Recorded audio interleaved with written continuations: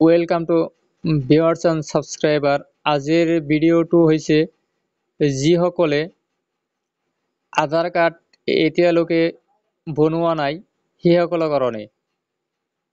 কিয়নো আপোনাৰ বয়স যদি 18 বছৰৰ ওপৰত হৈছে তেনেহ'লে আপোনাৰ নামত আধাৰ কাৰ্ড নহয়। এই কথা মই কোৱা নাই। অসমৰ মুখ্যমন্ত্ৰী হিমন্ত বিশ্ব শৰ্মাই কেবিনেট বৈঠকত এই কথা ঘোষণা কৰে। ডক্টৰ হিমন্ত শৰ্মাই কেবিনেট বৈঠকত আধাৰ কাৰ্ডৰ বিষয়ে কি ক'লে সেই বিষয়ে মই জনাম। ভিডিঅ'টো আৰম্ভ কৰাৰ আগতে এটাই ৰিকুৱেষ্ট, যদি আপুনি মোৰ চেনেলত প্ৰথমবাৰ আহিছে তেনেহ'লে মোৰ চেনেলটো ছাবস্ক্ৰাইব কৰি দিব আৰু কমেণ্টত এটা কমেণ্ট কৰিব। মই প্ৰথমে ফেচবুকত গ'লো। এতিয়া আমি হিমন্ত বিশ্ব শৰ্মাৰ ফেচবুক অফিচিয়েল পেজত আহি গ'লো। এতিয়া মই দেখুৱাম যে কেবিনেট বৈঠকত ডক্টৰ হিমন্ত শৰ্মাই কি সিদ্ধান্ত গ্ৰহণ কৰিলে। মই 20 মিনিট আগত হিমন্ত বিশ্ব শৰ্মাই পোষ্ট কৰিছে যে আজি অসমবাসীৰ কল্যাণৰ স্বাৰ্থে অসম কেবিনেটত কেইবাটাও গুৰুত্বপূৰ্ণ সিদ্ধান্ত গ্ৰহণ কৰা হয়।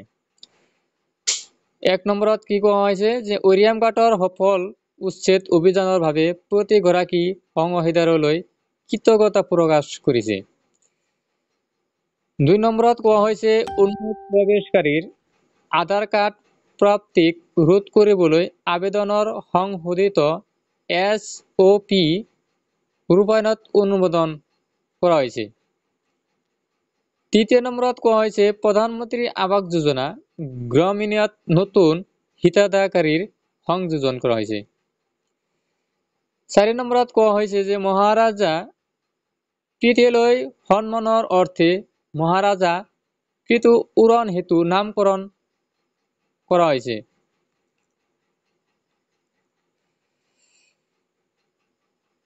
আধাৰ কাৰ্ডৰ বিষয়ে কি পোষ্ট কৰিছে সেইটো দেখাই আছো যে আধাৰ কাৰ্ড আবেদনৰ সংশোধিত SOP অনুপ্ৰৱেশকাৰীয়ে আধাৰ কাৰ্ড লাভৰ আশংকা দূৰ কৰাৰ অৰ্থে কেবিনেটে অসমত 18 বছৰৰ অধিক বয়সৰ নাগৰিকৰ আবেদনৰ বাবে ৰাজ্য চৰকাৰৰ পৰ্টেলৰ সংশোধিত SOP ৰূপায়ণত অনুমোদন জনাইছে। জিলা আয়ুক্তসকলক বিৰল ক্ষেত্ৰত আধাৰ আবেদনৰ 18 বছৰৰ অধিক বয়সৰ নাগৰিকৰ বাবে অনুমতি দিয়াৰ কৃতজ্ঞতা দিয়া হৈছে। ঐতিহাসিক অন্তৰ্ভুক্তৰ দিশটোৰ প্ৰতি লক্ষ্য ৰাখি অনুসূচিত শ্ৰেণী, অনুসূচিত জনজাতি আৰু চাহ বাগিচা সম্প্ৰদায়ৰ বাবে এই নিষেধাজ্ঞা এবছৰৰ বাবে প্ৰযোজ্য নহ'ব। যে এইটোত কোৱা হৈছে যে আপোনাৰ বয়স যদি 18 বছৰ ওপৰত হৈছে তেনেহ'লে এতিয়া আৰু আধাৰ কাৰ্ড বনাব নোৱাৰিব। যে কোনসকলে বনাব পাৰিব? চাহ জনগোষ্ঠীৰ যিসকলে শ্ৰেণীত পৰে সেইসকলেহে আধাৰ কাৰ্ড বনাব পাৰিব। আৰু এটা মই ডক্টৰ হিমন্ত বিশ্ব শৰ্মাই পোষ্ট কৰিছে সেইটো মই দেখাইছো। বৰ্তমান ইউপিএ গভৰ্ণমেণ্ট আছিলে কোনো নাগৰিকে ডক্টৰ হিমন্ত বিশ্ব শৰ্মা কি ক'লে? ওপৰত কোনো নাগৰিকে অসমত আধাৰ কাৰ্ড নাপাব।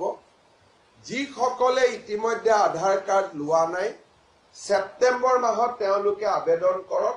আমি এমাহৰ কাৰণে উইন্ডো এটা খোলা ৰাখিম।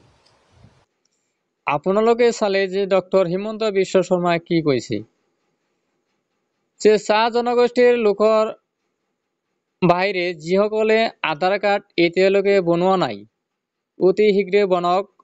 1 মাহৰ ভিতৰত বনাব লাগিব, নহ'লে আপুনি আৰু আধাৰ কাৰ্ড বনোৱাৰ সুযোগ নাপায়।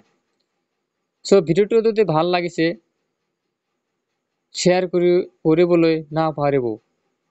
আৰু যদি চেনেলটো সাবস্ক্ৰাইব কৰা নাই প্লিজ সাবস্ক্ৰাইব কৰি দিব, বেল আইকনটো বজাই ৰাখি দিব। Thanks for